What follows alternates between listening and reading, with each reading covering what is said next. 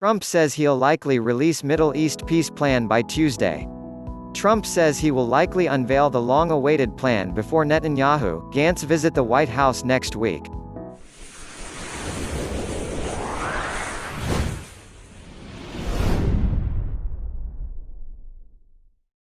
U.S. President Donald Trump said on Thursday he will likely release his long-awaited peace plan for the Middle East before Israeli Prime Minister Benjamin Netanyahu visits Washington, D.C., next week.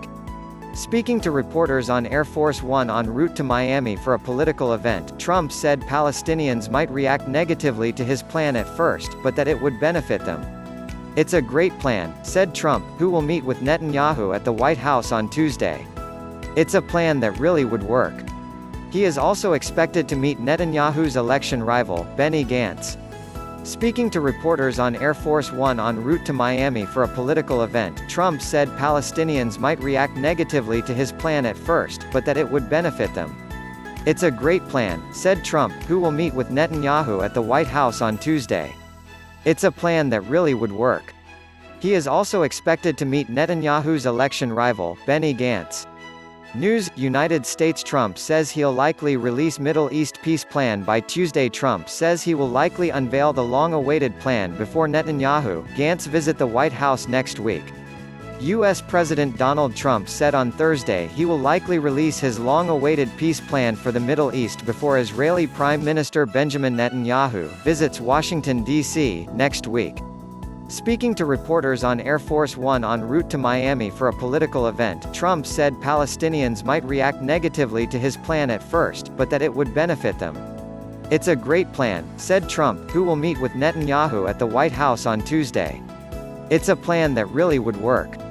He is also expected to meet Netanyahu's election rival, Benny Gantz. Trump said his administration has talked briefly to the Palestinians, who have rejected the administration's peace plan before it even comes out. "We've spoken to them briefly. But we will speak to them in a period of time," Trump said. Nabil Abu Rudaina, a spokesman for Palestinian President Mahmoud Abbas, said earlier on Thursday that Palestinians warn Israel and the U.S. administration not to cross any red lines. Trump had earlier appeared to dispel rumors that the plan would be released next week, tweeting that details and timing of our closely held peace plan are purely speculative. But on board Air Force One, he confirmed that the plan would be released before Netanyahu's visit. The launch of Trump's plan to end the decades-long conflict between Israel and the Palestinians has been delayed numerous times since it was first mooted more than 2 years ago. Prospects for a breakthrough appear dim and details of the plan have been kept under wraps.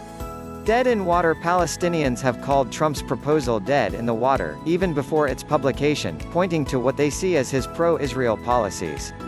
The Trump administration has reversed decades of U.S. policy on the conflict, refraining from endorsing the two-state solution, the longtime international formula which envisages a Palestinian state coexisting with Israel. It has also recognized Jerusalem as Israel's capital and moved its embassy there. More recently, U.S. Secretary of State Mike Pompeo announced in November that the U.S. no longer viewed Israel's settlements on West Bank land as inconsistent with international law, reversing decades of policies that were in line with most of the international community, which views settlements as illegal under international law. Netanyahu announced during an election campaign last September that he intends to annex the Jordan Valley, a large swath of the Israeli-occupied West Bank. Abbas's Palestinian Authority (PA) has publicly refused to engage politically with the Trump administration. They fear the plan will dash their hopes for an independent state in the West Bank, East Jerusalem and the Gaza Strip.